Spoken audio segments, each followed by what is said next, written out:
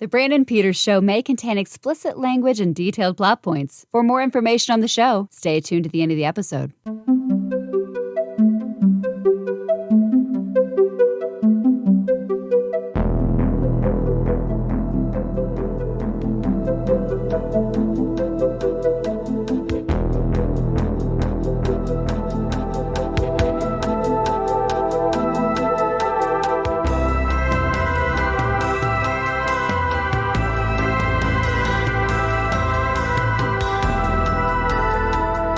And here he is again. It's his show. It's Brandon. Time again for another week of the Brandon Peters Show. Thank you for listening. As always, today's episode features a discussion of 1980s fantasy spectacle Hawk the Slayer. It also features our guest returning for a record-setting third time on the show. It's their first year, so that's early. 3 is, yeah. From the Saturday Evening Post, Troy Brownfield. How's it going? Hello. All right, so welcome, Troy. I realize that while it's your third time on the show, it's your first time on like an episode proper. Like you were on the Back to the Future one, where that was a roundtable episode. And something I haven't done since. I've done Roundtable, but not like that one. And then you were on the holiday gift guide for figurines and stuff. So you haven't been on a typical episode. But you've done a music video episode, though, so that's something. But let's talk about you. And you have, not only do you and I have a lot of similar interests and things like that, but I really like you have a varied career in the field of writing. Like, not like it's not like all over the place. Yeah, that's one way. But you've been fiction, nonfiction, writing articles, doing comic books, novel, like crazy stuff. But was that always like from where in your start you're like, I went to write stuff, or where did that first hit you and you trying to make a thing of it? Well, that's a good question. Thanks again for having me on.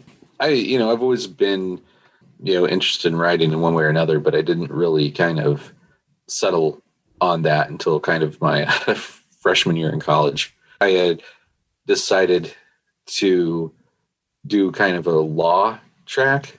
And as that, I decided to be an English major. It was where my interest was and everything. You have all these different, you could have a pre-law major, but it kind of puts you in a box. So I wanted something that was a little wider.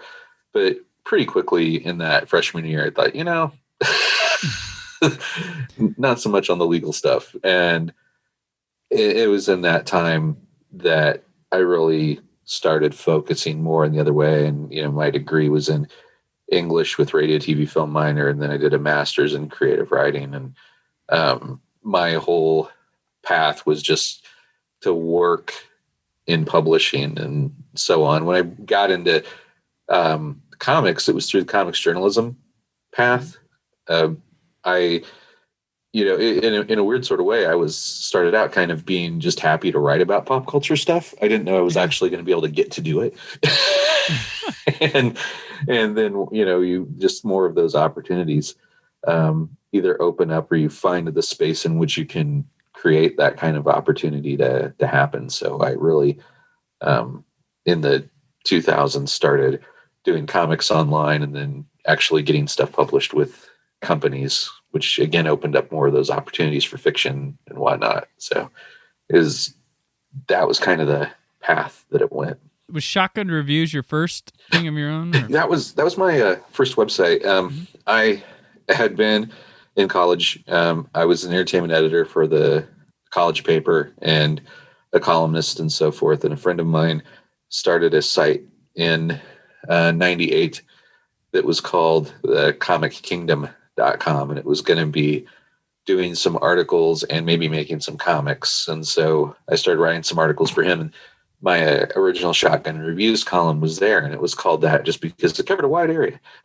I talked about different parts of pop culture, and as that got rolling, I thought, I had a lot of ideas for other columns and stuff, but it didn't really fit into what Nick was doing. So I started the Shotgun site and had a bunch of people come in, and we were doing wrestling and live music and, CD reviews and movies and all this kind of stuff. And I did a lot of comics. And that put me in the view of people that could publish me elsewhere, like the Indianapolis Star and Nouveau News Weekly in Indianapolis. And as I did more on comics and started interviewing comic folk, it put me in the path of Newsarama and Comic-Con.com. And so I started Comic-Con.com. I started writing for them, and then Newsarama picked me up in 2004, and I wrote for them for 7 years. And that really expanded the scope. That gets you to meet all kinds of people, and you're regularly talking to people from all companies. And sometimes you make the kind of friendships where someone says, "Hey, have you ever considered writing comics?" And to which you say, "Yeah."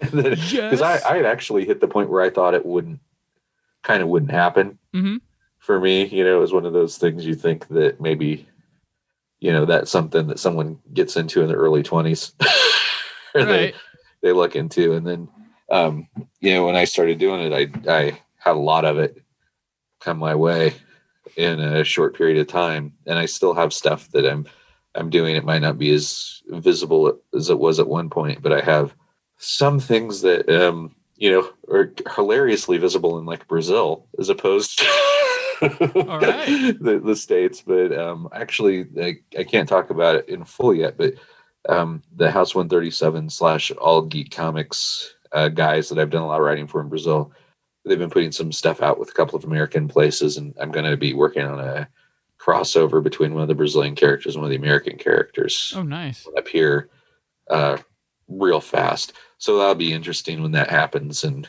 that'll probably facilitate a few more projects like that. So we're going to go, this podcast is going to go viral with you breaking the news in Brazil, just in Brazil. Yeah, we got to figure out a Portuguese filter real quick. There we go. Yeah. Like I can say no in Portuguese because it is no. Exactly. You also had a stint in there with Fangoria too, right? Yeah. Oh man, that's was this during the time episode when they weren't paying people, or was this during the better times? No, this is definitely in the not getting paid time.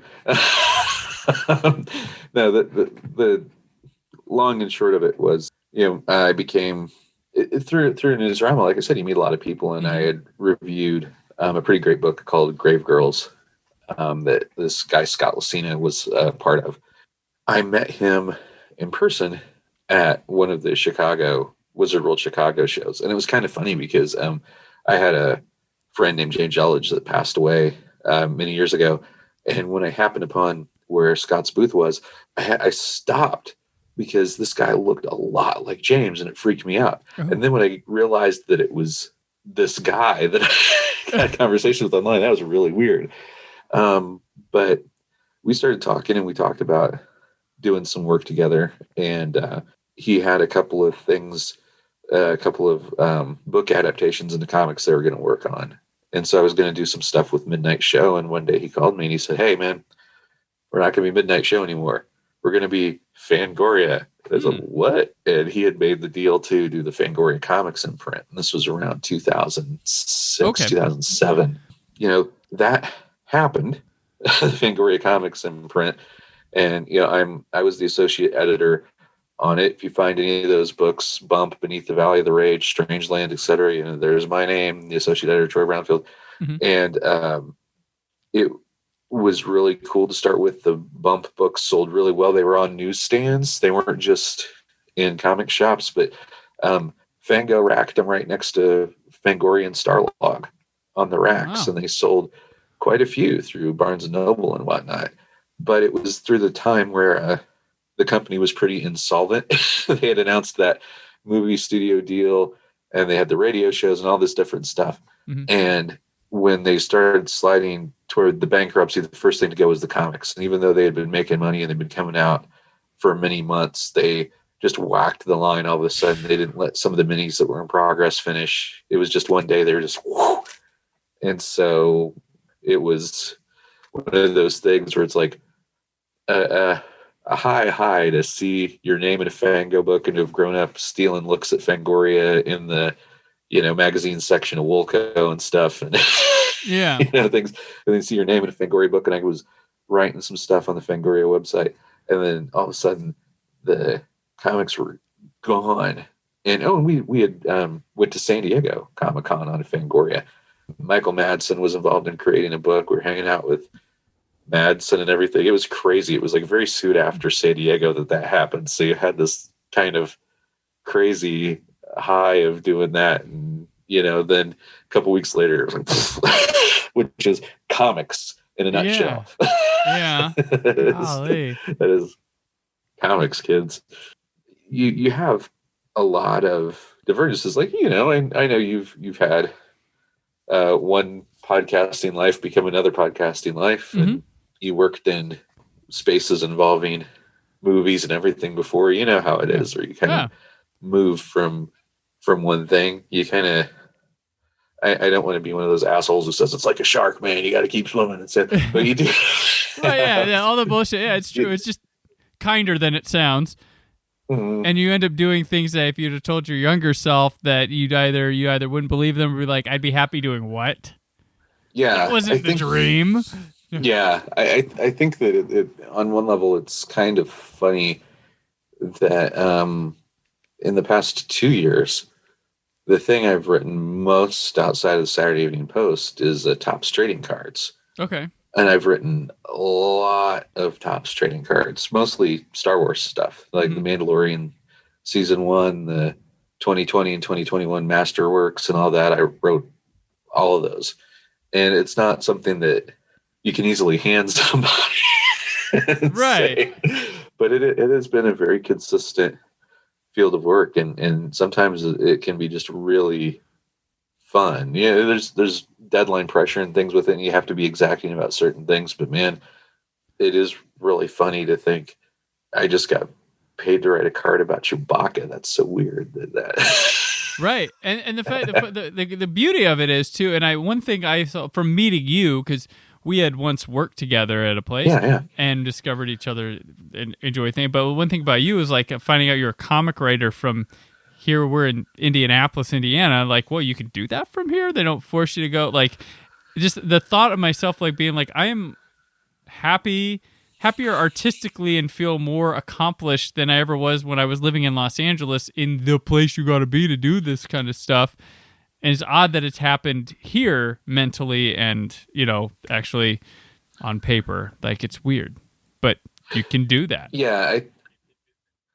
God bless the internet, right? Right, yeah. Yes. You've got that. You've got. I think that a lot of us that grew up with kind of 70s and 80s comics, we had the idea of the Marvel bullpen that everybody kind of clocked in, and we're all in a big clubhouse or whatever. But even then, you didn't think of the freelance artists who had to be mailing their stuff in, but just the kind of democratization of technology. Artists can draw from anywhere without even using paper anymore. Yeah. And writers can write conceivably from anywhere. So a lot of the kind of friendships you make in comics really do originate online. And then, it's kind of a treat when you meet / get to see some of these people at conventions and whatnot. That's really, the kind of, for me, has always been the good thing about conventions has been seeing people.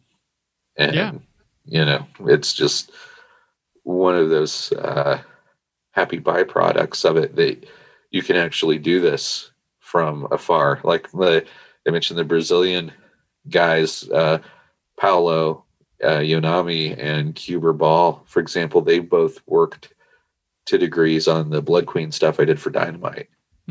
And, I just happened to really like those guys. And, as we worked on this stuff together, it was just people you kind of stay in touch with, and you're able to do stuff. Right. One of the things they say it about all writing, and it's particularly true in comics, but 3 things that will keep you working are being on time, being nice, and being good. And if you can get 2 of the 3, you'll get to keep working. And so I think there's within that if you just are kind of, genuine with people and form those relationships, that a lot of times when people are in a position to distribute work among others, then they will want to do it with their friends or the people who are nice to them or the people who help them out. And I think that, that's a positive cycle to perpetuate. For sure. Yeah. Doing all you mentioned, the cards you've been doing, you've been on, currently you're with Graphic Policy and of course the Saturday Evening Post, which has been your gig for a couple years now and over 300 pieces. 100 pieces. That's right. That's I mainly put that to amuse myself because I noticed it one day. Let's see, my first day in was June 14th, 2018. And I first noticed kind of the ticker within, because, like just about everybody else, we, a WordPress kind of system, and it breaks up the posts like who's behind it. I just noticed it one day. I'm like, wow, I'm in the 90s. I got to say something about the 100th. And then as it went on, I'm like, man, I'm going to really be racking these up over time. So I started kind of like making the joke about my 299th post. And it was just, but it feels good to be that productive. I mean, you have a lot of material out there, and I get a lot of opportunities at the Post to write about really cool stuff. I've done a lot of American history bits, which is one of the Post's bags, but also I really get to determine a lot of the stuff that I write about. Gotcha. There's not a lot of places where you can come in and say, I want to write about the Elric saga. And everybody will say, huh? Or, I get a lot of latitude to write some of those things. I mean, like this week I'm writing about Duran Duran. And, I don't think people realize how eclectic the posts on the Saturday Evening Post are. Like, and I think it's a totally underappreciated, underseen place because, I mean, even outside of your stuff, like they post stuff that I'm like, oh, that's interesting. It's an interesting little bit of place that I think people, if they would go to it, they'd like it a lot more. It's like well-rounded, got weird stuff, got interesting takes on normal stuff, but. Like one of the things I really like about it is that there is kind of a two-way vibe with the Post, and you have the historical Post that's the celebrating America past, present, and future kind of tagline and the things that they do, and 200 literal years of Post history because it was 1821 when it started, late summer of 1821. So you have 200 years of this history to go back on. The Post has literally seen the Civil War. Yeah. They reported on, they embedded guys with the army in World War One. Yeah. And so these archives exist, this material, and so you can draw from all that. And so a lot of the stuff that Jeff Nielsen writes in particular, who's our archivist, and Ben Relton, who's an American history professor, they do it with this incredible perspective and all this material that's available from the history of the Post. So you have kind of this lane, and then you have this lane over here, which is what I call not just Americana, but like American culture is popular culture. Right. Yeah. If you look at, say, French culture, you have hundreds of years of art and architecture and cuisine and up all kinds of history going back and forth. And England's the same way. And then you get to the States where a lot of the stuff that came out of America, the way that movies worked, all due respect to Méliès and everything, it informed the world's culture. So in a way, American culture from a certain point on is popular London owned culture. The 60s though. Yeah. London owned the 60s. Yeah. We did. The Post did have Joan Didion writing about Haight-Ashbury, they did have that. But yeah. And of course the Beatles, when they went to India, a reporter from the Post went with them. Oh, okay. That's when they met the Maharishi. Yeah. That was 2 Post cover stories, was the Beatles and India. So damn. I haven't gotten to do that, but I have gotten to go to DC and San Jose and do some other cool stuff. And I got to be inside of Facebook and Google both, which was weird. Cool. So I've done more newsy things, got to go to Politico, been at the Washington Press Club. So we had some weird stuff that's like very newsy. But a lot of the times when, I get the opportunity, I'm like, this week about Bigfoot. Yes. Oh, yeah.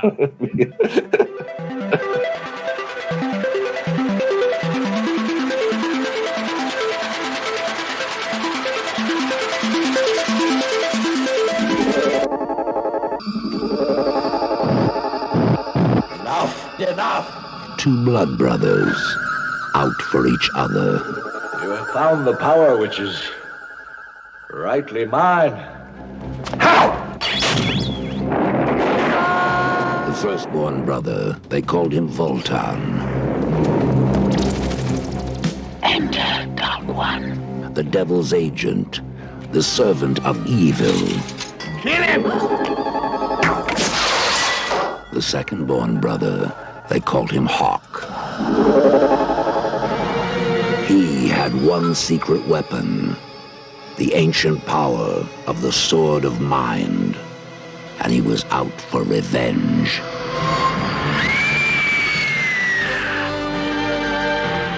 Last thing you will ever see is the woman you love in my arms. I am ready.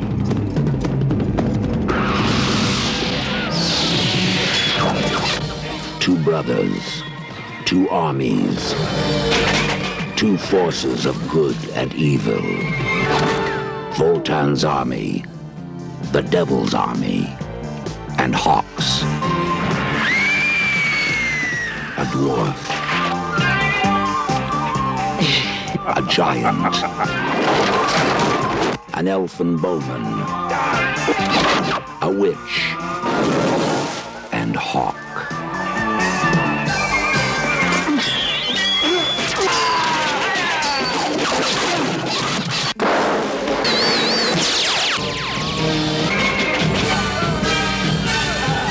Together, they took on the mighty Voltan.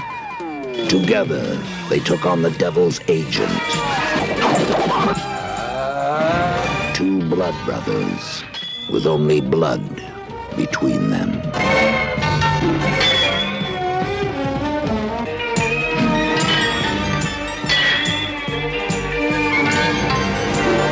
Beyond the edge of darkness, there is a world of sword and sorcery. Hawk the Slayer is directed by Terry Marcel, written by Marcel and Harry Robertson, starring Jack Palance, John Terry, Patricia Quinn, Bernard Bresslaw, Peter O'Farrell, Cheryl Campbell, and Catriona McCall. And it is, long story short, with the aid of his companions, a man seeks to defeat his evil brother who has taken a nun hostage. So Troy, as always with these films, Hawk the Slayer, why you bring it to the table? Couple things. This week at the Post, I just did a big article on sword and sorcery boom of the 1980s, of which Hawk is obviously a part, and in a way one of the forerunners, because it came out in 1980. The reason I chose this particular time to do the article was because exactly 40 years ago, June of 1981, Clash of the Titans and Dragon Slayer opened 2 weeks apart from each other. Clash of the Titans opened June 12th against Raiders of the Lost Ark. And Dragon Slayer opened a couple weeks later. One of the interesting things about that, real quick, is Clash of the Titans actually finished 11th for the year at the box office. It had a really strong year. People weirdly have kind of written it off as like some kind of bomb, and it wasn't. It was a huge hit. It made a shitload of money. It's weird how some people like think of things that aren't true, just I don't know, because maybe the effects became a little, they're still rad, they're Harryhausen, but they became a little more obvious. They're like, oh, cheesy movie. I'm like, it wasn't. It was an effects masterpiece at the time. So, yeah. And the thing with for me with Hawk, I actually, the first time I heard about it, I picked the 4-quad UK poster here to put as my backdrop, because that's the first image I saw of Hawk the Slayer was in a Starlog magazine. They had this poster. They're talking about this movie. It was a UK only release, as far as I knew at the time. It was like 7 or 8. And I didn't see it until a couple, maybe 3 years later on Sammy Terry in Indianapolis. For those who don't know, Sammy Terry was our local horror host and they would have genre movies and whatnot. And so I saw Hawk the Slayer on TV for the first time, and I loved it. And even then I knew that there were some cheeseball elements to it, because by that point, it was maybe roughly 9 or 10. I'd already seen Logan's Run, Battlestar Galactica, Star Wars, Empire. I'd seen some pretty good ones and some pretty bad ones. Yeah, this already came out at that the point. same year Empire Strikes Back came out. Yeah. I saw, I saw Star Crash at the drive-in, that kind of thing. So you had the span, you knew, but man, there's a lot I loved about it. And throughout the rest of the 80s, there just turned out to be a whole lot of movies in the same flavor. And I kind of write it off in a way. And you already mentioned this, Brandon, that when people get to a certain age that were fans of a thing, they can now bring that in because they're the ones making the movies. And I think that there are a lot of these guys, particularly in England and certain parts of the States, who probably grew up on Tolkien and Michael Moorcock. And, they got to the point where it's like, we can make movies now. We're doing this. Right. Lucas and Spielberg, basically. Yeah. Yeah. And now, Kevin Feige having, when he got the reins, look what he did. And so you do have this, and it, you mentioned Marcel and Robertson. Marcel directing the movie, Robertson producing. The two of them wrote it together. Robertson, the composer, which we should also spend some time on in talking about Hawk the Slayer. But but it's that these two guys had an affinity for this kind of stuff. And well, there's a lot like with Robertson too. He was a music guy for Hammer, a lot of Hammer stuff. So yeah, he did all the Karnstein movies. Yep. Yeah, that whole trilogy. Yeah, Lust for Vampire. Yeah, I wore an Excalibur T-shirt to go with that. There we go. Fair closest enough. I had. But yeah, so it was. But yeah, so he's on Hammer. There's a lot of talent here that I was like. So Marcel, he had a movie called There Goes the Bride, which he had John Terry was in it before this, and there was one Smothers brother in it. And he'd go on to make Prisoners of the Lost Universe. But he was also a second unit director on Straw Dogs and 3 or 4 Pink Panther movies and the Ridley Scott movie The Duelist, his first movie. And then when you go to cinematographer, Paul Beeson, he did a lot of Magical World of Disney in the 60s, The Saint, and then he did Moon 02, Miss MST3K fans, you'll know that one. Star Crash, he shot that. But his additional photography is where he stands out. So he does Swiss Family Robinson, Sound of Music, Raiders of the Lost Ark, Temple of Doom, Last Crusade, Ishtar, Willow, Who Framed Roger Rabbit, and Alien 3. Big deal. Like, you can say he's the guy. Oh, sorry. I was going to say he's the guy that actually hung out of the helicopter to shoot Julie Andrews on the opening hillside sequence. Like, that's crazy. And he works on he shoots Hawk the Slayer like that. Yeah, that's the gamut. That's showbiz, kids. Yeah. And then editor Eric Boyd Perkins obviously was a friend of Robertson because he was an editor for a lot of Hammer films as well. So they crossed paths there, including like The Gorgon, Curse of the Mummy's Tomb, She, Night Creatures. But he also he did 3 episodes of The Prisoner. He edited The Wicker Man. And he also did additional editing on For Your Eyes Only, ADR for The Monster Squad and Clue, and additional sound editing for Bridge on the River Kwai. So people here had some cred or would go on to have even more cred later on. It's pretty interesting for this production to have all this talent and then they're all stuffed in a room with $5, basically. But yeah, I'll argue for what they have, things work. Like that. In the opening scene, we get this elven stone thing that floats over, which now in HD you can kind of see the string getting ready. But it floats over to this hilt that has a hand on it, and it opens up and grabs it. And that looks good. That's a good effect. It's what Stephen King called the set of reality. Mm-hmm. That if you grew up watching Bonanza, you think that the Ponderosa Ranch and everything is a real ranch. Yeah. And then later you look at it as an adult and you realize, oh, it's a set. Yeah. The trees are fake and everything. And so then you kind of lose that. And I think that's definitely something with Hawk. You come at it as a kid. Yeah. And you haven't seen a movie like this necessarily. Right. You have to contextualize it too for the audience. When you think about 1980s, pre-Conan, it's pre-Beastmaster, it's pre, all kinds of stuff that you would, and really it comes out just a couple of months or so after Empire. Mm-hmm. So it's not.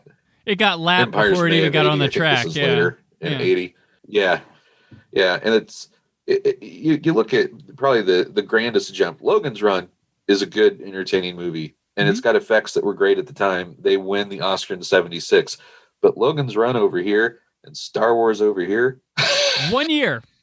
Yeah. 1 year. Yeah. That's a huge, that is an actual paradigm shift for people who love to use that phrase for we're redecorating the office. A paradigm shift is, Yes. is Logan's Run to Star Wars. And you still had a lot of productions. Lucas had everybody. Lucas got the Craftsman. He had Dykstra to start with, and he created ILM and stuff. And a lot of the other places just didn't have people like that. No. And so they're still working on, for lack of a better word, the Logan's Run plateau, where this was done by ITC. So ITC and BBC we're used to kind of working on the cheap. Yeah. You consider Doctor Who, which we love and everything, but they knew how to squeeze a nickel to try to get stuff on the screen. Right. And, But I mean, I will give the BBC incredible set builders, especially period design. Even though now you can, their sets and stuff, I'm like, man, the detail, and I have a fondness for just freaking sets. Like, old school, new, TV stuff. I just love the thought of people beating hammers, getting it all, like little designs, and just I have an appreciation for that and people physically being in the realm. Yeah. Definitely. Some of the best looking stuff in Hawk the Slayer is outside. Yeah. I mean, it's hard to beat an English forest, that they, I particularly one like of the scenes I really like in the movie is the camp attack. Works really well outside with the fog and everything. Yeah, no, definitely. I like the exterior of the convent church or whatever. That just looks really cool to me. I don't know why. It's some simple little set. But also I got to throw in, I love, and I know my listeners have heard, I love matte paintings. Anytime you decorate with matte paintings, love it. Love it. Favorite matte painter of all time, James Cameron. He's a good guy. He didn't do this film, but I will point out always that he was my favorite matte painter. He did Escape from New York. He did the matte paintings for that. Nice. Becky and the boys and I watched Silverado the other night, and that was one of those things that I said, appreciate that this was just shot outside. This incredible scenery is someone just pointing a camera in one direction and just look at what you get. Yeah. And so Big, I do think that this benefits from some of those scenes for sure. But I think that for me, one of the engines of the movie is like basic mythology. Okay. The idea of good brother, evil brother, magic sword, this stuff is pretty fundamental. But I'd also challenge anybody to find too many movies before this that did any of that. There weren't a lot. Might have been a biblical epic, but yeah. That's exactly what I was thinking. Demetrius and the Gladiators. You don't have a whole hell of a lot of this. Jason and the Argonauts, maybe. Like it's stuff that was expressly based on myth. Yeah. Not expressly based on the fantasy genre. Disney was doing fairy tales. And you had a couple of like the original Jack the Giant Slayer and a few other Harryhausen enterprises, the first Sinbad movie. Not a lot like this. No, and this is pre-Conan, before everybody starts knocking it off. It's really, it's interesting to me because it feels like they're all like all these things come in the wake of Conan the Barbarian, but they're not. They start before that. They kind of come in the wake of Star Wars for some reason. There's Star Wars exploitation, and then you get a big push in fantasy, which is quite interesting. Hawk the Slayer, like the cast, like some of the cast, like Jack Palance is here, and he's playing Darth Vader, kind of, with that helmet. And Voltan. in this movie he wavers between being really invested in it and then yawning through some scenes. Like it's a real back and forth. Like there in moments I'm like, I don't think he really wants to be here, and then someone's like, oh geez, like he's really selling this. But it's interesting throughout the film how his back and forth. I don't know if he got called back for some reshoots he didn't want to do, or in that line of the film, but yeah, he has. I really like the scene where the guys have all been taken captive, and he's kind of mocking them, and he has that great delivery of the dwarf, and all the bad guys laugh. I'm like, that's just top flight Palance right there. That's him going full scenery chew, but right. But yeah, he's a weird presence. He's one of those guys that for decades and decades played almost nothing but bad guys, and he leans into the expectation you have of him pretty hard. So there's not a lot of subtlety anywhere. And I think Terry does a good job as kind of the taciturn hero, man on a mission of vengeance, etc. He kind of holds his own against Palance, which is basically all you could ask. But the funny thing is, his brother 39 years difference age. That's what I was just about. And his father only 3. Yeah, the actor who played his dad is only 3 years older than his father. But I love that, kind of the inventiveness of it. But you've got Hawk is dressed like Han Solo. There's no way around it. He's wearing Han's clothes. I mean, like you mentioned the Darth Vader thing, and he kind of looks like Bronson Pinchot a little bit. Like if you get him at the right angle, I'm like.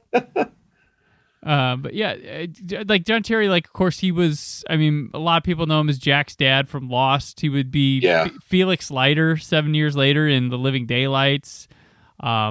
He's had some notable stints on, like I think he was on ER for a bit, and people know him. He's been around. But not as a lead so much. Yeah, on Lost because of Hawk the Slayer. Okay, I mean, of course. If we're talking actors, we should mention a couple others for sure. Bernard Bresslaw, who plays Gort the Giant, was also Rel the Cyclops from Krull. So he was a lot of work. He's got the cred for these 80s fantasy. And they also, which reminded me from Rocky Horror, Patricia, she wears that thing around her face that has the Cyclops eye, which reminded me of Krull when watching it. Yeah, and I love that her character's name is Woman. Yeah. It's just Woman. But it's a super interesting take because there's a lot of stuff that's implied about the world building that they did. It's a good week for that because there's a meme going around, like one of the variations of the Peter and Mary Jane meme from the first Spider-Man. That's where he tells her something hurtful and he says, you have to stop at some point, you have to stop world building to actually write the story. But they obviously thought about the story and that this takes place in the context of other things happening because they talk about armies massing in different places and that Voltan has conquered kind of this part of it, but that there's other stuff going on. So they had a context to it. The giants, the elves, and the dwarves are gone. Hawk's friends are the last of their kind, which lends itself to, hey, what else has been happening here? How did Hawk become friends with these guys? What was the context of that? It poses world questions, which are kind of interesting. Yeah, there's a lot of time between the opening scene and when the story picks up, and I'm not sure. It's the marriage stuff, the girl thing. Does that happen after the opening scene, or did that happen before the opening scene? I think it happens before the opening scene because I was thinking, but I was just thinking right now. I was like, wait, maybe it could have happened in between. I don't know. I get the feeling that like maybe Elena's died and Hawk because he was injured in the boat and then recovers, goes after Voltan. Voltan kills their dad. He gets the Mind Stone. Okay, yeah. And, I mean, that's true. That's where he's set up. Which I will say, his wife, played by Catriona MacColl, who is famous from Lucio Fulci movies. She's in the Gates of Hell trilogy. I love her as an actor. Like, I'm a big fan of hers, actually. A lot. I discovered her with those films, but anytime I can find something new to see her in, I'm really excited by it, because I don't think when they talk about final girls, scream queens, whatever, she doesn't get mentioned, and I think she should be up there. She's quite terrific and leads a hell of an awesome Italian horror trilogy of movies. But she's here to, be like a prize to be won and then murdered. So, well, it is cast well, I think. Yeah. I don't know much about the actor who plays Crow the elf, but I like his kind of deadpan delivery. He does have kind of an otherworldly presence, and it runs up nicely against Ralph, the one-handed crossbowman. Yeah. That guy is great. He reminds me now, he makes me think of Liam Cunningham in Game of Thrones, Sir Davos. He's got that same kind of, he's got Sir Davos energy. Like, he's the old guy that's kind of seen it all, and he's still alive, and he's missing a hand, but damn it, he's not going to let him kill a bunch of nuns. He's just, great presence. We mentioned Doctor Who earlier, and I gotta point out that Christopher Benjamin's in here. He's the guy doing the archery.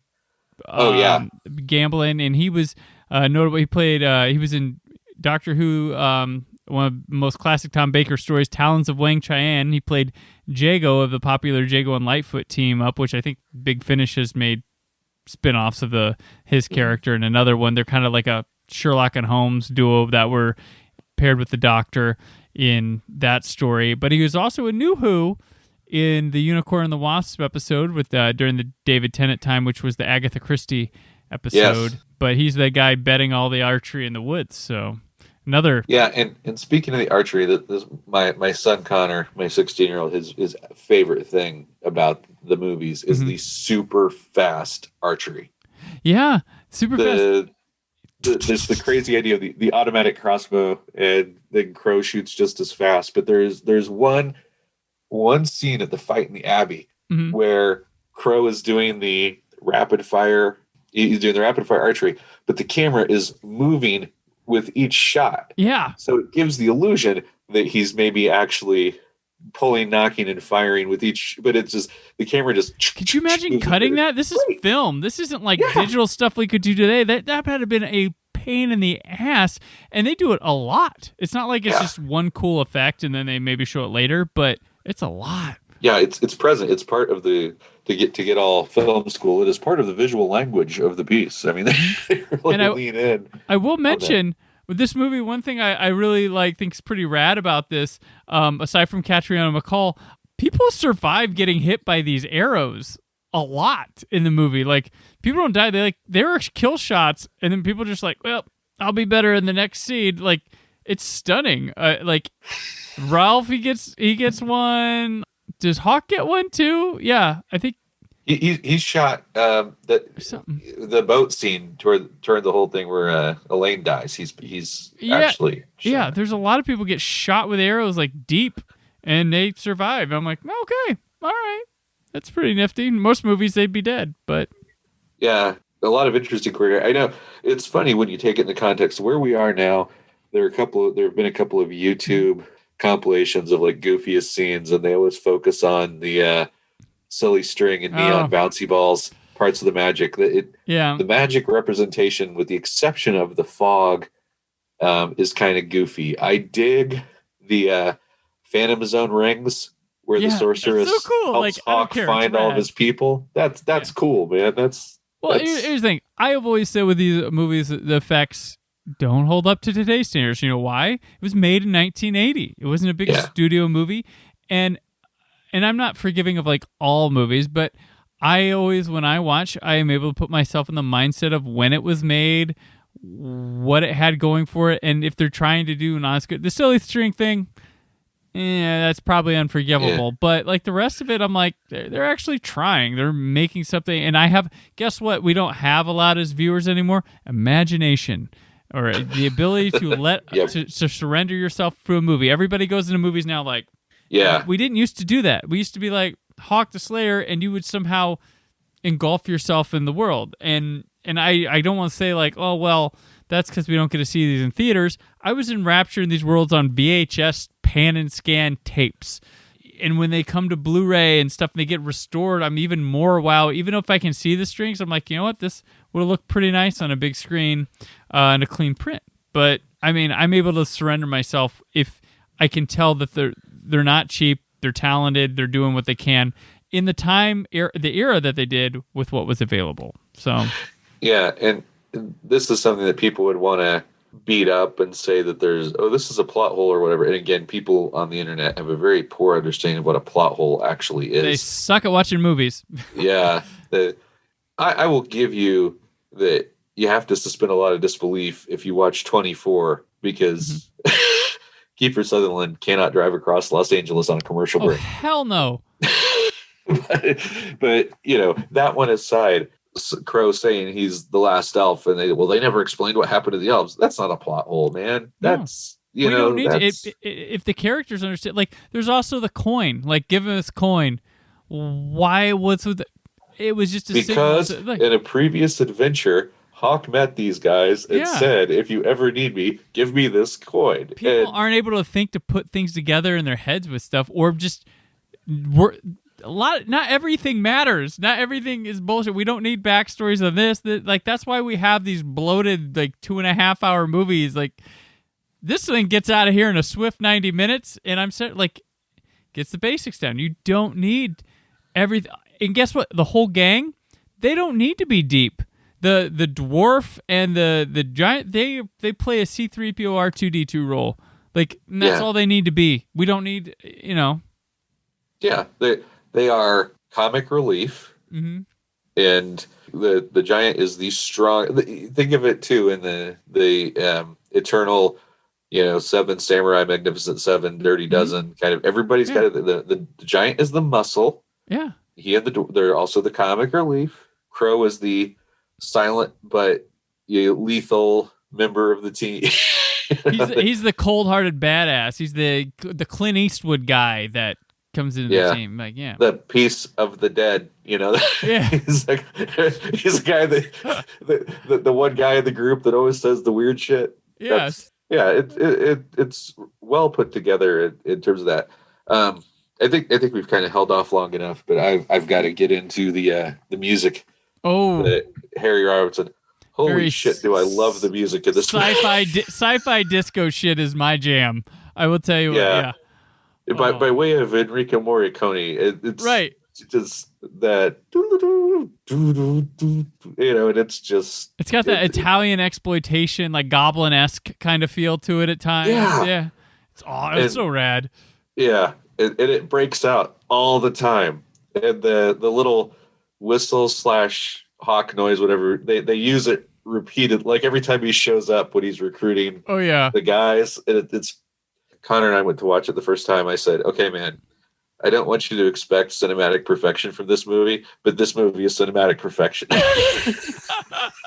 And about the third or fourth time that they did the hawk noise, he's like, I get it. Yeah. I've been entranced.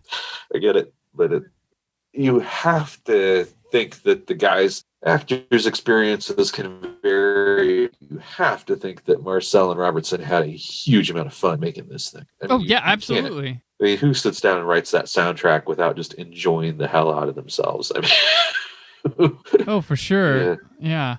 No, all the like these. We'll get in this fantasy genre as a whole to when we wrap it up. But yeah, like there's. I mean, this movie, when you break it down, stuff. There's a lot of just like traveling in the woods stuff that happens in the movie that I'm just like, oh, they did kind of a clever way of mixing it up with these little different showcases, scenarios. Like each member kind of gets their own little snippet to introduce the people to it. I did notice there was this weird kind of parallels to Monty Python and the Holy Grail that incidentally happened in this, where like Hawk comes upon the woman and she's like, it's clearly the get her witch scene from Monty Python and the Holy Grail. He's like, how do you know she's a witch? I was like, what? And then there's the scene. Build the bridge out of her. The scene where Voltan and his son come upon these peasants eating, and it's very much the Dennis, I didn't know you were called Dennis scene from Monty Python. I was like, was this intentional? Were they trying to do serious version? Like, oh my gosh, this is hilarious. But I was like, what more? There's possibly more here, because he does go around to get his band, but I just couldn't believe it. And then they're in a convent with a bunch of nuns too. So I mean, hey, that's up there too. But it was like weird parallels with the Holy Grail that I couldn't believe were happening. Is that? Do you think that's just something that's maybe uniquely British? That might be. They at some point they're working on the movie and they say, "Man, we unconsciously wrote the same kind of fantasy trope scenes that are in Holy Grail. We might as well just lean into it." Right? Yeah, just play it straight. Let's just do it. People will notice or they won't. There will be these things called podcasts in 40 years. They're going to notice it, but right now we're safe. One of the things I was reading that this was apparently a take on Yojimbo, but I got none of that. No, I wouldn't. That's a weird kind of take. I mean, I think Yojimbo, you have to expressly be pitting two forces against each other with one person, and there was none of that. It does vibe Kurosawa with the men on a mission thing. I mean, certainly. I think whoever made the remark, I think they just got the movie wrong. Yeah. I find that there's an awful lot of stuff written about movies that people try to do from memory without going back to look at it. And then, it's very easily, hey, that's wrong. Right. Because I think the whole point of Yojimbo that you see, I mean, hell, Yojimbo is itself adapted from Red Harvest by Dashiell Hammett, the Continental Op, and then, becomes Yojimbo and then Fistful of Dollars. It's all one guy. It's the guy alone in the situation. So I think that's just a misread. Gotcha. What comes before Kurosawa assembling the Seven Samurai, like the last thing before that is like maybe the Three Musketeers, the Merry Men, Jason and the Argonauts. Right. It's getting the band together as a long-standing. True. I mean, hell, if you're thinking of these guys operating in 1980 and having come from maybe like the Tolkien cult and everything, yeah. I mean, what is the Fellowship if not Kurosawa getting the band together? Right. I will say we were always speaking of the Tolkien in the 80s. We were robbed of the John Boorman Lord of the Rings, but we were gifted Excalibur, which is awesome. But it's so I always wonder, like, what would that John Boorman Lord of the Rings have looked like? And I look at Excalibur, I'm like, that'd have been an interesting movie seeing Lord of the Rings done back then. But I bet you Helen Mirren would have been Galadriel. Oh yeah, for sure. That's probably that. Just to take a side step, because I did talk about Excalibur in the post piece. What an eye for talent! Yeah, holy shit! I mean, just like all these guys that it's their first movie. Yeah, like Liam Neeson, Gabriel Byrne. And so just going down the list. I mean, what a murderer's row of people to just pick up. And if you look at Liam Neeson, he did a lot of these movies for a while. Because he's in Kroll. Yeah, yeah, he shows up there. Yeah. Like, what do we do with the tall Irish guy? Send him to the sword and sorcery stuff. It just, build up a resume there. This movie was supposed to have a sequel, Hawk the Destroyer, which is funny because that would be Conan's sequel. Yeah. And because we're led to it's the evil wizard says he's going to resurrect Voltan, and then Hawk is told you got to go down south and fight evil. So to another day, but that never. Yeah, the wizards are gathering in the south. But unlike today, when you do that, this movie's a complete film. It's start, finish, done. Little cliffhanger, we're out. Yeah, they talked about that. And then a few years ago, they talked about a different idea of a Hawk movie called Hawk the Hunter, which would have been a prequel, which I imagine would have been Hawk meeting everybody for the first time or something. But right. But if you do, frankly, in 2021, if you do Hawk the Slayer now, you just have to redo Hawk the Slayer. I mean, right. It's hard to make a sequel 41 years later. I mean, they ran into that with Sword the Sorcerer too. They tried to remake. They tried to do a sequel to that. Mm-hmm. You know, and it was. They turned out making sort of a sequel,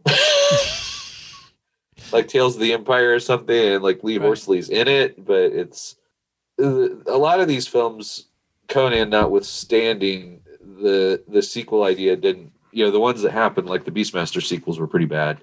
Yeah, and it was. What do you mean through the portal of time rules? Yeah. Said nobody.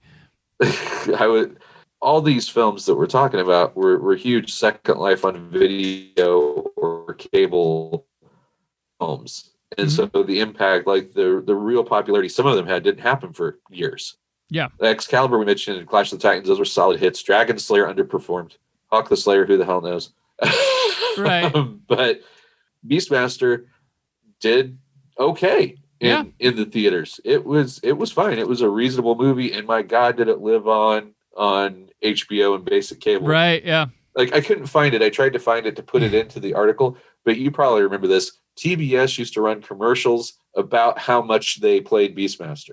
They did, yeah. It's the Shawshank Redemption of the fantasy films, sword and sorcery films, yeah. Yeah, and it was like a real enthusiastic. It's like, movies made him a star, but we made him a legend. Yes. I remember that, yes, yeah. And I forget which comedian it was. It wasn't Patton Oswalt, but someone with the same vibe said HBO in the 1980s stood for Hey, Beastmaster's on. Yes, yep. They actually, on the Vinegar Syndrome 4K Ultra HD release, they have a section dedicated to that, and they have like Adam Wingard and Robert Cargill and people talking about their love of Beastmaster and having it come from watching it on TV. And they talk about Hey, Beastmaster's on with that too, yeah. Yeah, this was where I grew up in Terre Haute, and that was one of the benefits of the drive-in, was you would see crazy shit at the drive-in. Like, I did see Beastmaster at the drive-in, and like I mentioned before, Star Crash, Fantastic Planet, the animated film, I saw at the drive-in. There you go. So in the realm of like all these fantasy films of, let's say, like the early 1980s, and let's throw Conan out of there because that's obviously one that stands tall. But where do you hold Hawk in this lexicon? Is it your favorite, or? It's a weird thing. I love Hawk. It's in the way that you have songs that you love from your childhood. Whatever. It's not a perfect movie.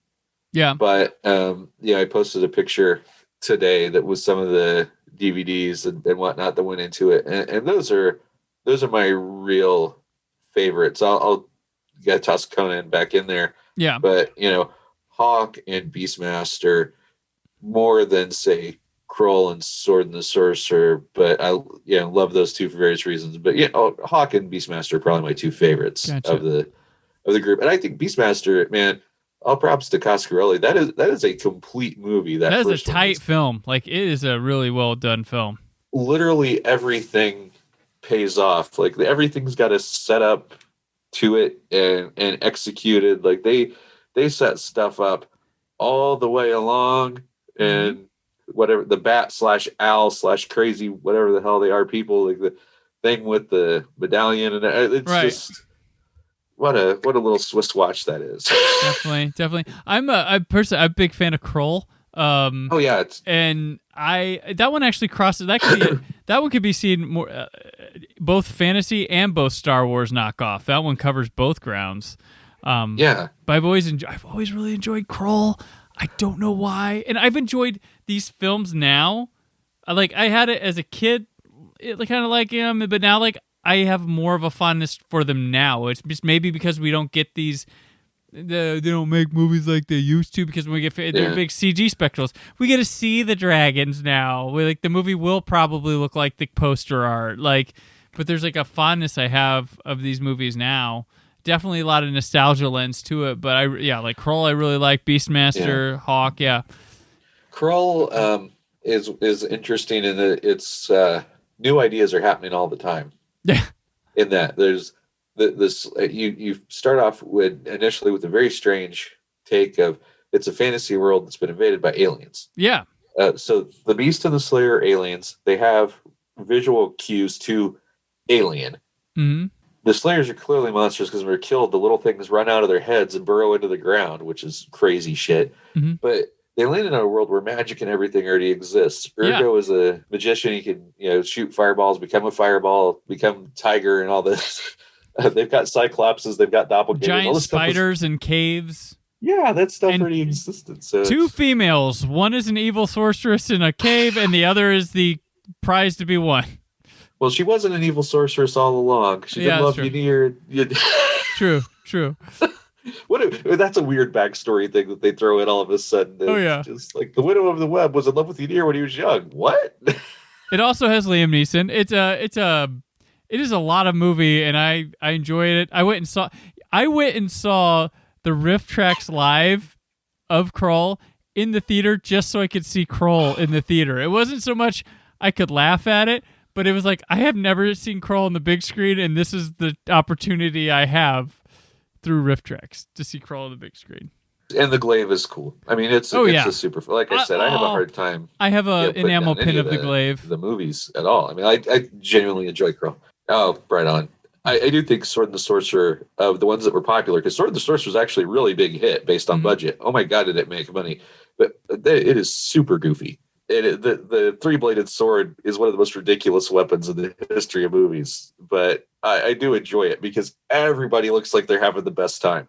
Sword and the Sorcerer is like the cast equivalent of watching the Foo Fighters on stage. Like, those guys look like they're just enjoying every freaking thing they do. And if you watch that movie, Lee Horsley looks like he's about to burst out laughing at every scene. He's just like, look at this. This is awesome. What am I doing here? And it reminds me of Deathstalker 2 a little bit. Yeah, the first 2 Deathstalkers are entertaining. I will give that, for different reasons. Yeah, the Deathstalker 2 is hilarious. I mean, it's a good comedy. The first one's like, here's your straight, sleazy B-level, Conan knockoff. And then you get a comedy version the second time around. So yeah, those are great. But this is, like you said, man. This is a thing that I think some people are sad they missed. Yeah, they didn't get this run, because when we see fantasy stuff now, it's either straight to Netflix like Witcher or whatever, but it's also fairly serious. Mm-hmm. Shadow and Bone, and I mean Game of Thrones, obviously, but it's.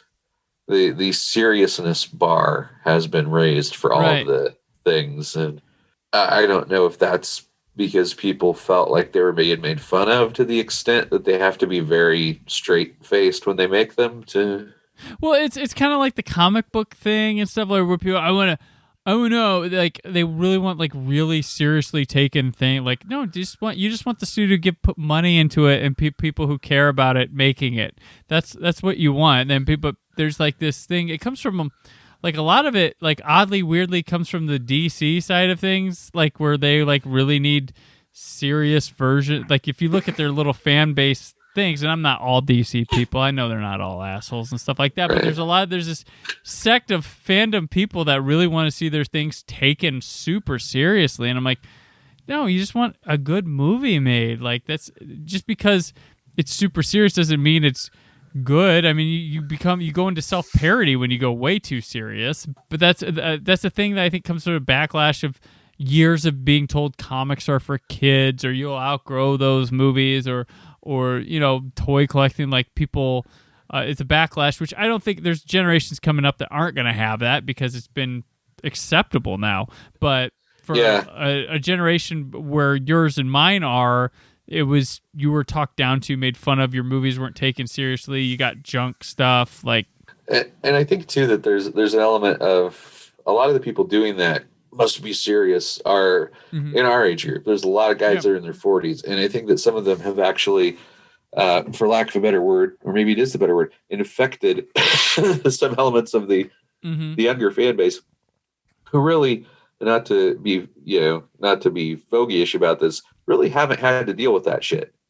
Yeah. If you're 20 right now, let's even give you 21, you were 8 when Iron Man broke out. Yeah. You grew up with this stuff being the biggest stuff in the world. Yeah. You had T-shirts and cartoons and toys and comics, and they're available everywhere at all times. I can go to like Target and Walmart and buy like a Star Wars shirt. That was not possible back when I was a kid. Hell, man, the other day it's like they had the lined up. There was literally Dragon Ball Z, Star Wars, My Hero Academia, Avatar: The Last Airbender, and on the other side they had like Wu-Tang Clan and Slayer, like at Target. Like, get out of here. You don't know. We are oversaturated with this stuff. Like, it hurts my brain and my OCD, my anxiety about like, oh, I need all of it, right? Oh, but they don't. Here's a without going too far afield. Here's a great snapshot of exactly what you're talking about. Cast photo of the adult Shazams came out the other day. Yeah, and it's revealed that for whatever reason, I don't know what happened, they got rid of Michelle Borth, who played adult Mary Marvel, and Grace Fulton, who played Mary Broomfield, is playing both Mary and Mary Marvel. Only actor in the cast who's doing that. In cast listings and in interviews a month ago, Michelle Borth was still talking about playing Mary Marvel. I don't know what happened, but there are a lot of guys who are like, oh, good, Grace Fulton's hot, whatever. I'm like, are you 12? Michelle Borth is gorgeous. She was the, for lack of a better word, the hot chick in a lot of shows. Right. And she's done action. She's in the first movie. She's great. She's great in all kinds of stuff. She's in Hawaii Five-0, and she was in Don't Tell Me You Love Me on HBO and everything. She's really good. And your reaction is good? What's wrong with you? I don't even understand. It's worse that they haven't said anything about what happened. Well, I don't know. David Sandberg is also a jokester, so it could be a silly thing from him, and could be a thing in the movie. I don't know. I'll wait till I see the movie, but yeah, it was odd. Yeah, it was. I found it to be very strange, but the reaction seemed to play into that kind of fanish thing, and I think that for a particular segment of fandom, they've been trained to make fun of the movies that we're talking about. They don't meet the films on their own terms. Like they go in expecting today's terms. Yeah. Even in Excalibur, which is a really exceptional piece of filmmaking in a lot of ways, with some really great performances. Nicole Williamson as Merlin in particular. I don't think they know what they got.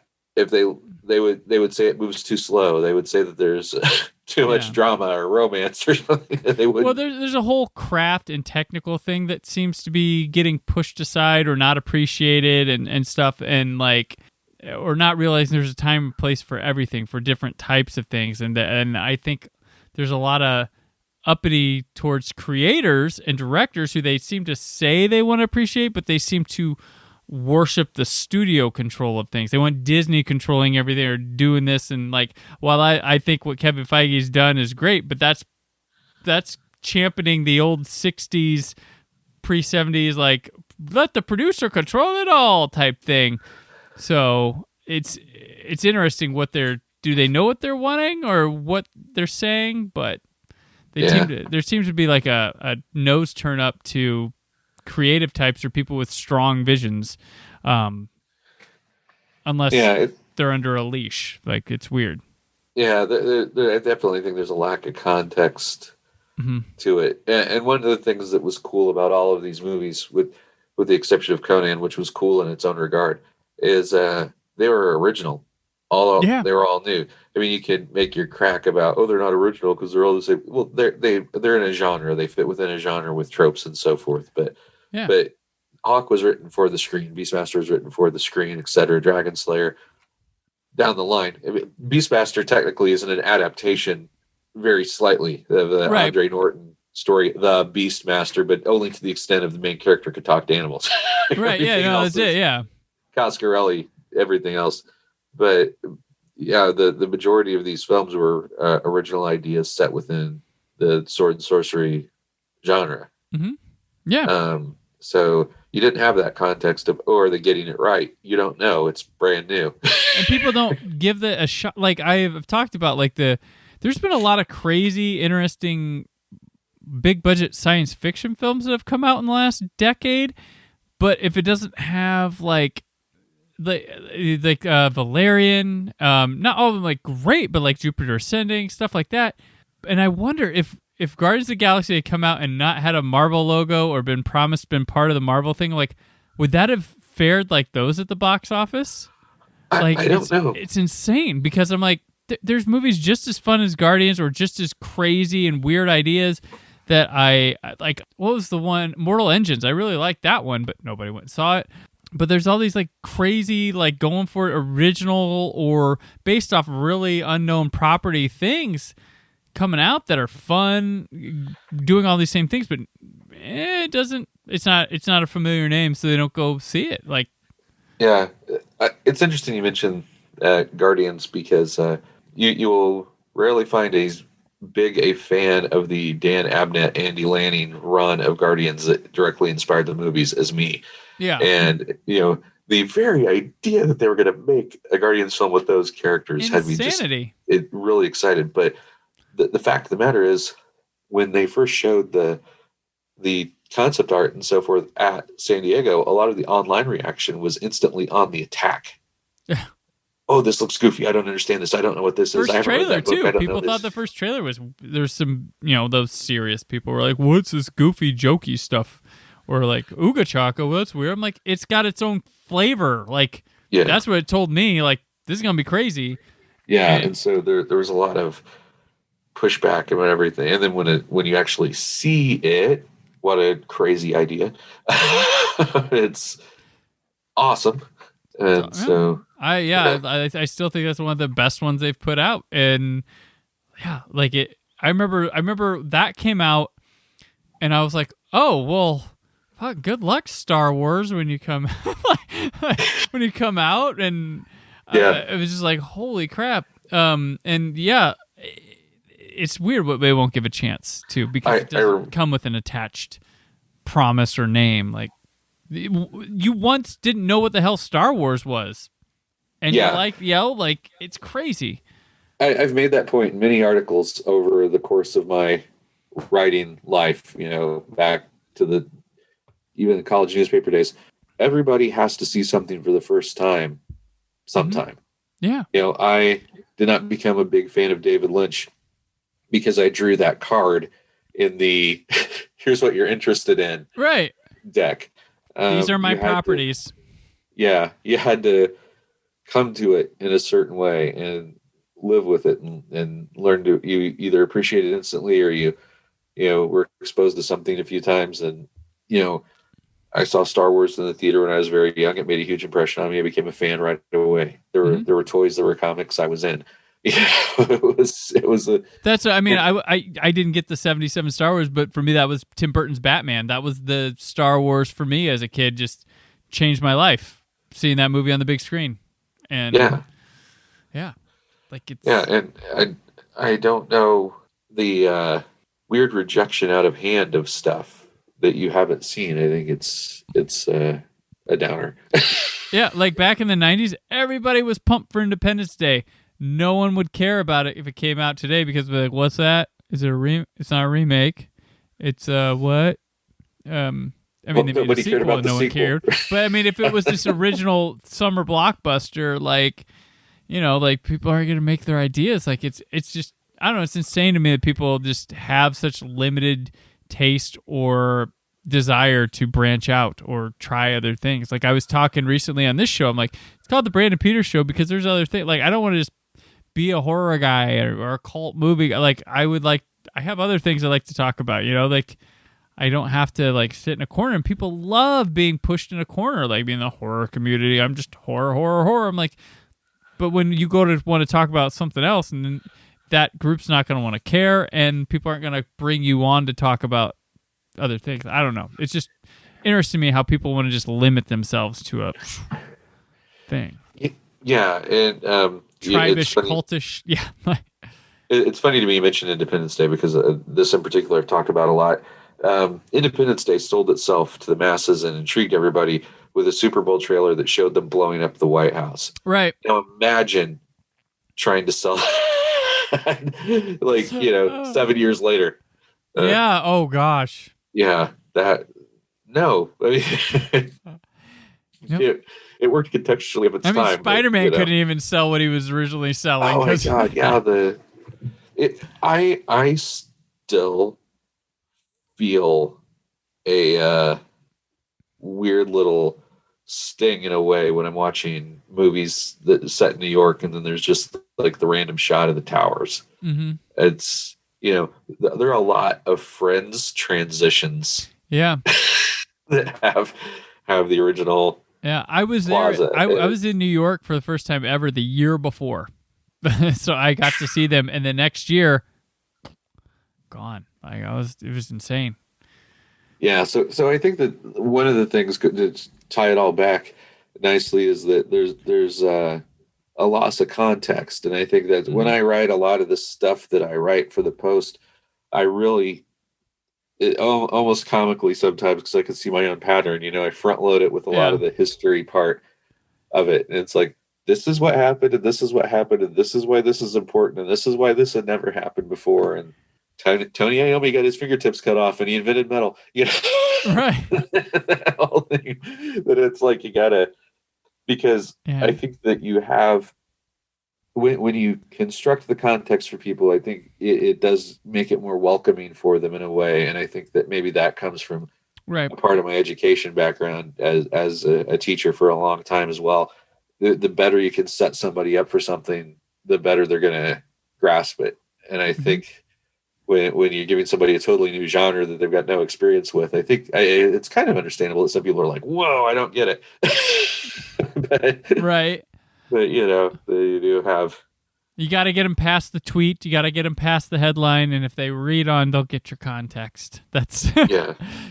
There's context is hard nowadays just to deliver, so. Oh, titling anything is the biggest pain in the ass in the world. I hate coming up with titles. And, it's funny. Hawk of the Slayer is kind of a funny title in retrospect. Like, what's he slay? His brother.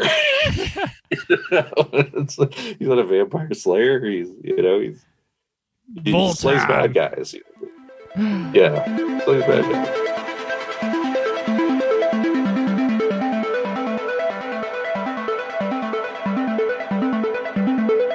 What else? This is where we just talk about something we may have taken in the past week or so, like movies, books, music, or something, or maybe something we wrote or put out in the world. So, Troy, what else? On Father's Day, we tended to do movies, and I try to get the boys who are now 16 and 14, get some movies in front of them that they haven't seen before. Like, past highlights have included like Alien and Aliens, or the original introduction of Empire Strikes Back to the guys was on a Father's Day and stuff. This year I decided to go a little different because we watched kind of a lot of horror movies lately. I saw Spiral and Quiet Place 2 in the theater and whatnot. So I decided to go.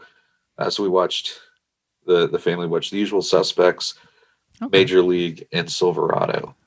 Trying to go in completely kind of different directions. It was like crime, comedy, Western. Yeah. I didn't necessarily do a lot of Westerns, although I've watched a lot of Westerns in my life. But Silverado, man, that's a movie I would recommend to anybody, because it is also a very well-constructed movie. It is very classic Western type with hugely appealing cast and performances. Kevin Kline is the standout for me. He's very funny in a very dry, understated way. And people who are used to seeing old Kevin Costner in Yellowstone or Man of Steel will have their minds blown by young Kevin Costner. Right, yeah. Yeah, definitely. It's like the Jim Carrey version of Kevin Costner in this movie. Very true. But yeah, for the Star Wars fans and the Raiders fans, it's written by Lawrence Kasdan, who wrote the Raiders movie on behalf of Lucas, wrote Empire, worked on the new movies, etc., and co-written by him and his brother, directed by Kasdan. Kasdan, just a couple of years prior, had directed The Big Chill, so it's got a lot of cast members in it, like Kevin Kline, and again, Kevin Costner played the dead guy. Jeff Goldblum's in it. Super entertaining. Contextually, another cool thing, I'll just push the whole thing if people aren't familiar with it. Comic companies tend to repackage their stuff a lot over time, like collections and trade paperbacks and so forth. But if you want like big chunks of stuff at a time, Marvel's Epic collections are fantastic. For a long time in the 90s and so forth, they did the Essentials, which were like black and white, cheap collections, like big fat ones of old issues. A lot of people weren't into it because they were black and white. Epic collections are full color and like high quality paper and everything, but they collect big chunks of continuity, 20 issues or so of stuff. And, I've recently gotten some of those, and they put back into print for the Avengers one, The Final Threat, which was the original Thanos stuff from the 70s, like 13 years before the Infinity Gauntlet, the first time that the Avengers fought Thanos, and has Adam Warlock, Marvel, and everything. And then also I got the Under Siege one from the 80s, which has Zemo prominently. It's where Zemo assembles a very large version of Masters of Evil, and they attack Avengers Mansion, lay siege to it, and horribly injure a bunch of Avengers, necessitating a rescue/revenge team being assembled to save the day. And so it's a very cool storyline. But those things are available at your local comic shop and so forth. They have them for all the titles. I've got a couple of there's Defenders, Spider-Man, X-Men installments, just Marvel Epic Collection. They have a green and black side. I would recommend those to just about anybody, frankly. My what else is comic related. I just recently took in Batman: The Long Halloween Part 1 from the DC Animated Universe. Yeah. It's one of my favorite Batman arcs. It's a lot of people's favorite Batman arcs. Yeah, and it's incredible. Was part of a backbone for the Christopher Nolan, David Goyer first two Dark Knight films, Batman Begins, Dark Knight. But this is they're really like, hey, we're going to do this like the Harry Potter and the Deathly Hallows. We're doing this thing right. We're going to do 2 parts. And it's streamlining a little bit because you have to. It's a different medium. But they really made it pretty, for knowing what this ends up being, it was a pretty intriguing little mystery to follow along. They got Josh Duhamel is got a really good take on Harvey Dent that I don't feel like has been seen before vocally. Maybe it's just his brashier voice. He's always kind of been more softer of a voice to me. Like Jensen Ackles, he's fine as Batman. I mean, you can just imagine he's fine. But freaking Jack Quaid plays the little Falcone or whatever. Alberto Falcone, and he's scene stealer as that Dennis Quaid's kid. The boys, and it's the last performance of that girl from Glee that passed away. Naira. She's in there, and Troy Baker is like the ultimate Mark Hamill impersonator as Joker. Like he's got that down, but it's pretty good. I mean, a lot what I remember from the comic that's cut down a lot is a lot less Solomon Grundy stuff. Narrating over, but it's there. It's fun. I've enjoyed it. Can't wait for part 2 in August. I got sent a really cool care package for it, which came with jack-o'-lantern stencils and calendar countdown to the second part. But I really enjoyed part 1. So one of my this is very random, but one of my favorite things from the original Long Halloween is just the scene of Scarecrow and Mad Hatter talking nonsense to each other. What a great thing. The Long Halloween and the sequel to it, Dark Victory, are both just really great Batman comics. And they just know how to utilize those villains and weird, just to make a community out of this world that doesn't villains could be there and not be super important to everything, or I just like the way they filter them through is pretty genius. And Nolan and Goyer were able to do that with the movies as well. I don't know if you've watched the Harley Quinn animated series at all, but they do a great job of the villains interacting in that too. Everything with Kite Man. And Kite Man. they do Robin's hilarious in that. Break the plant. Yeah. Oh gosh, yeah. I do love that Harley Quinn show. And I kind of with the DC, the live action movies, and especially with Batman, I've kind of had this desire, you're not going to be Marvel. That's fine. Just fucking do what Elseworld stuff all the time. I've already gotten all the Batman movies that I have wanted in my life, and then some. Yeah. I was fine with just Batman Returns, and Batman Forever. I could have been set for life. But then you gave me the Nolan trilogy, so I'm like, ooh, spoiled. And I'm happy with the 60s Batman and Batman the Animated Series. That's all I need ever. So start fucking with it, making it crazy. But they're like, we're gonna make a new serious Batman movie. I'm like, we have those. Well, I'll go see it. Batman anything I'll do. But like, I don't need it. But I would like to see you just mess around, do like Gotham by Gaslight, what they do with the animated stuff. Like, do these weird Elseworld things. Like, we could do that. We have all these Batman movies. Yeah. You know, let the smaller characters have the serious takes and team ups and overarching stuff. Just mess around with Batman and Superman. Do it. But they won't. Because not all fans are like me. They're all weird. Understanding. See, I like open to new ideas. I like Birds of Prey. It was wild, crazy, nuts. There's nothing else like it. There you go. Do it. Like I'm down with that. I'm excited for Suicide Squad because it's a James Gunn film. They're gonna let him do all that. But hey, what do I know? All right. Well, that'll do it for today, Troy. Always an honor to talk shop with you and just praise our Dark Lord together off camera. Let people know where they could follow you and keep up with your work. Well, Saturday Evening Post, obviously, at SaturdayEveningPost.com, at Troy Brownfield on Twitter. And if you go to Twitter, or, I don't even mind people checking me out on Facebook, but I didn't mention this at the top, but I have a new blog sort of writing hub going at Siege of Troy. So check Siege of Troy out. And I've been doing kind of a mix of new articles and some quote unquote classic articles. And you'll appreciate this. The first part of the Rock Solid column, I did the 38 special kind of retrospective. The second Rock Solid column is what I'm working on right now. It's actually taken a lot more work than I anticipated, but it's about the betrayal of Bon Jovi, how Bon Jovi turned their backs on metal. And so 1 year guitarist of Scandal, Bon Jovi is found out in my last episode. That is in the piece. I definitely talk about that. But man, I tried to get into some crazy stuff, like the fact that You Give Love a Bad Name was a rewritten Bonnie Tyler song. And but yeah, just as a trailer for the bit, they were a metal band. And then they had toured on Slippery and Wet. They toured on New Jersey. They were taking a break. Nirvana happened. They had a big meeting in Hawaii. And when they reemerged, they'd cut their hair. They changed their clothes. They changed everything. And they spent the 90s as a ballad band.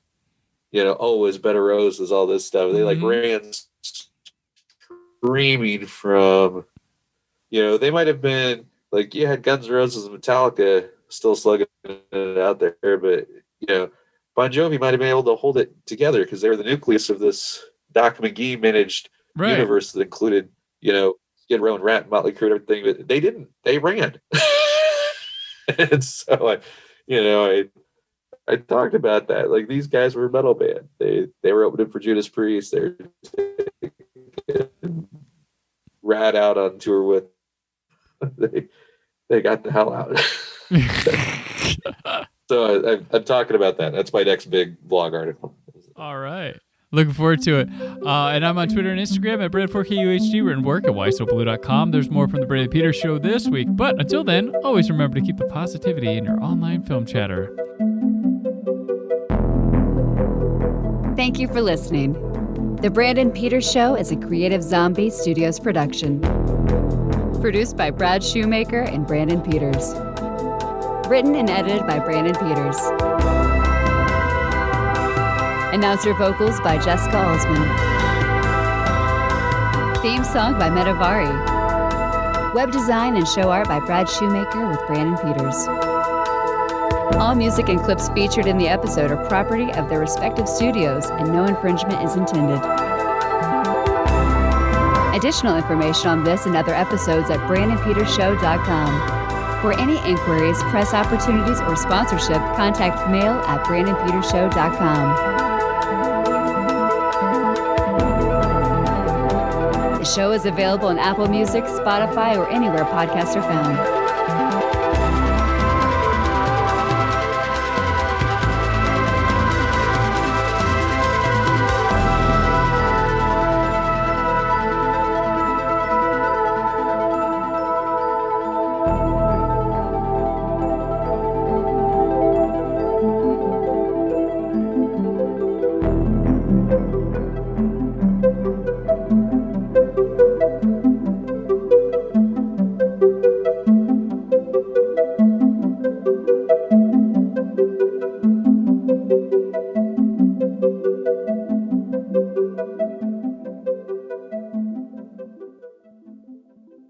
And this place shall be wiped from the face of the land.